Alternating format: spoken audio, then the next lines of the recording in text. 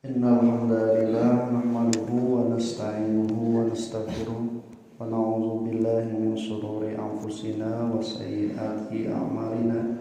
May yahdihillahu fala mudilla lahu wa may yudlilhu fala hadiyalah. Asyhadu an la ilaha illallah wahdahu la syarika lah wa anna Muhammadan abduhu wa rasuluhu alladzi la nabiyya ba'dahu amma ba'd. Ikhwatul iman rahimakumullah. Ayat pertama di juz ketiga Allah Subhanahu wa taala mengutarakan dengan kalimat yang sama dengan ayat 252 dengan kalimat kata tunjuk isyarah tilka. Kalau di ayat 251 252 tilka ayatullahi, kalau di ayat 253 tilka rusul. Dua-duanya dari kalimat isyarahnya menunjukkan jauh, bahwa hal ini merupakan sesuatu yang jauh dari ketika khitab kepada Nabi Muhammad. Jadi ayat-ayat tentang Nabi Samuel, Talut, Daud itu jauh sekali, dan itu tidak akan mungkin diketahui secara spesifik kecuali berdasarkan wahyu. Demikian pula tilkar rusulu, begitulah para rasul itu menunjukkan para rasul dari segi jarak juga jauh. Mukjizat yang mereka terima juga tidak diketahui secara spesifik kecuali dari orang yang mengalami, bahkan yang mengalami pun belum tentu tahu spesifik itu. Tapi Nabi diberikan secara spesifik menunjukkan bahwa ia diberi bimbingan oleh wahyu. Ada yang mengatakan tilka itu memang untuk dhamir muannas, karena kalau untuk dhamir mudzakkar laki-laki ulaika, sampai dikatakan kalau tilka berarti menunjukkan feminisme rendah. Nah, ini dibantah dengan ayat ini karena ar-rasul itu adalah orang-orang yang paling mulia.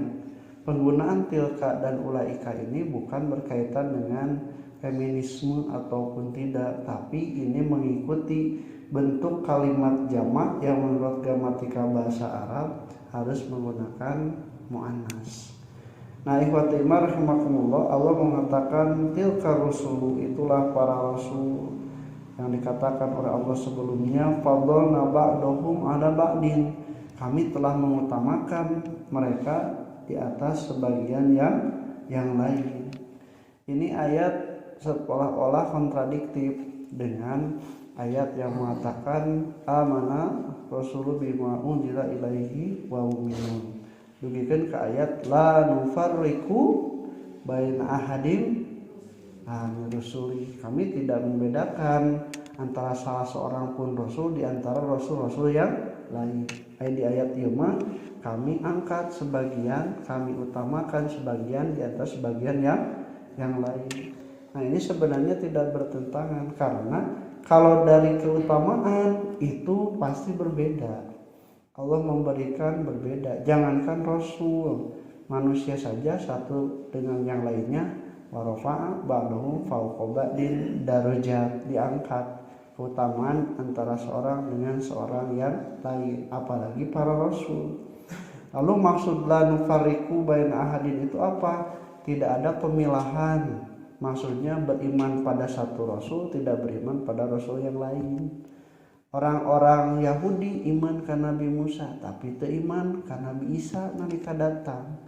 Orang-orang Nasrani beriman pada Nabi Isa, tapi tidak iman ke Nabi Musa nalika datang Nabi Muhammad, tidak iman ke Nabi Muhammad.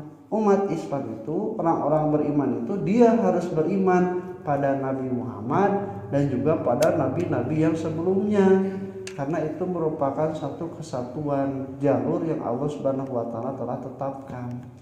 Tapi karena persepsi beriman oleh Yahudi, Nasrani dan orang-orang kaum yang sebelumnya terhadap nabi berbeda-beda, ada yang kultus berlebihan seperti Nasrani kepada Nabi Isa, Nabi kan disebut anak Tuhan, bahkan Tuhan.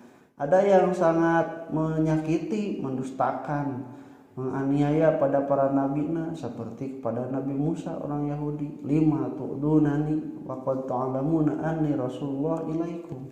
Kenapa kalian menyakitiku padahal kalian telah tahu aku itu rasul?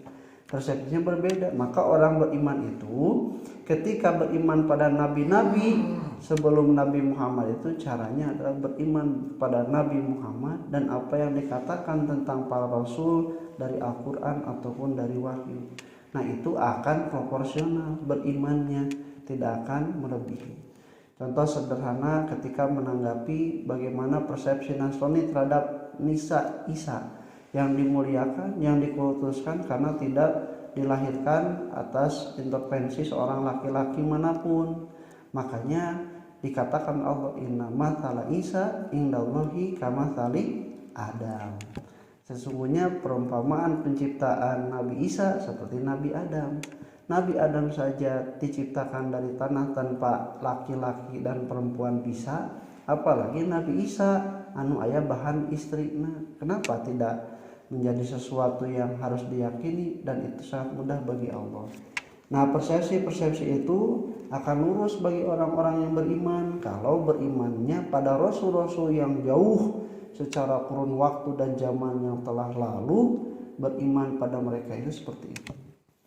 Para rasul dan para nabi itu dikatakan, dikenal kita ada 25 nabi dan rasul yang wajib diimani, karena menurut para ulama itu disebutkan secara langsung namanya di dalam Al-Quran, seperti nabi-nabi yang kita kenal, Adam, Idris, Nuh, Hud, Soleh dan seterusnya.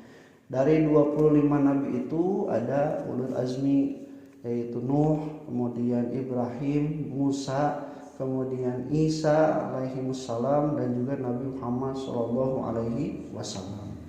Jumlah satu kaul menyebutkan kalau Rasul itu diutus sekitar 313 orang. Tapi kalau Nabi itu diutus sekitar atau dipilih oleh Allah 30.000 orang. Jadi dari catatan yang ditulis oleh ahli peneliti itu 30.000 Nabi dan 313 Rasul dan 5 ulul azmi.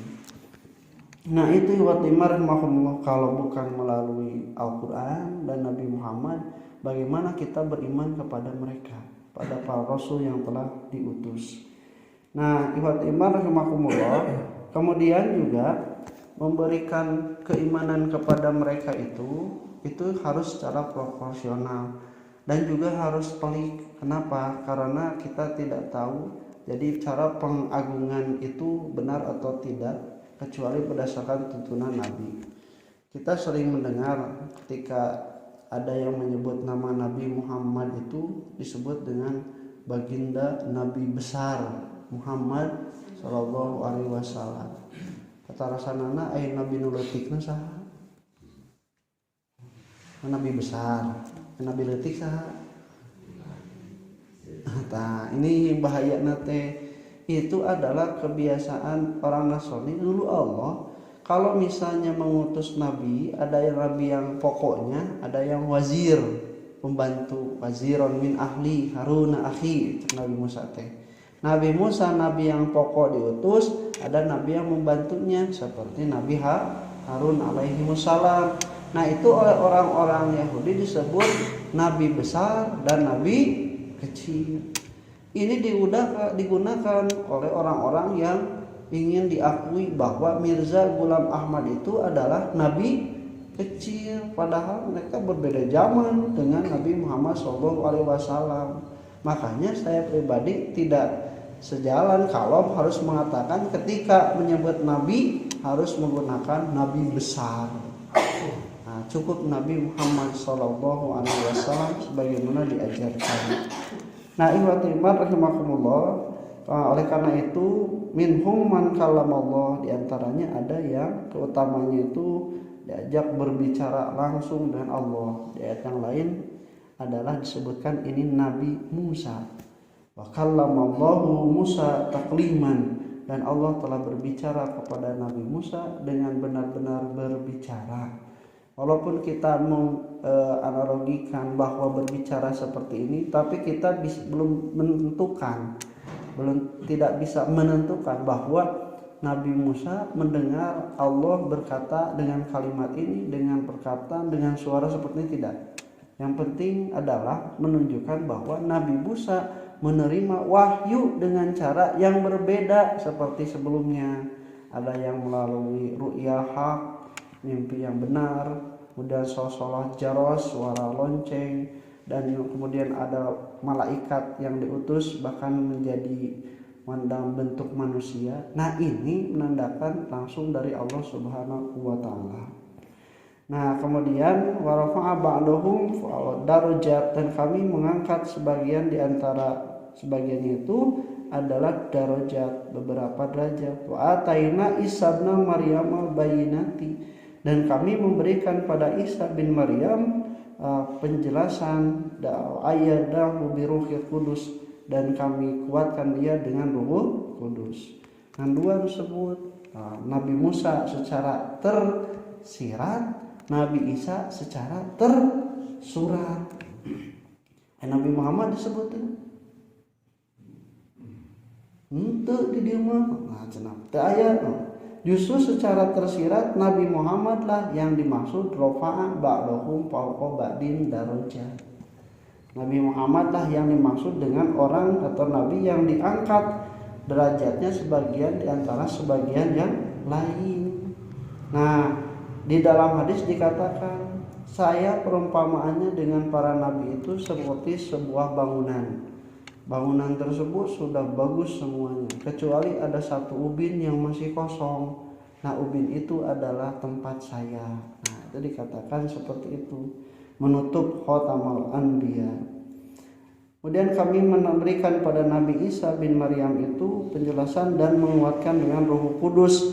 Ini menandakan bahwa bukti nyata Nabi Isa sebagai utusan Allah, sebagai Rasul itu sudah cukup kuat dan banyak, dan tidak ada yang mengingkari kecuali orang-orang yang kafir, karena bukti itu sudah nyata dengan penjelasan yaitu Alkitab, Injil, wa ayadnahu biruhil kudus, dan juga kami kuatkan dengan malaikat Jibril yang menguatkan sebagaimana datang kepada Nabi Musa yang disebut dengan Namus.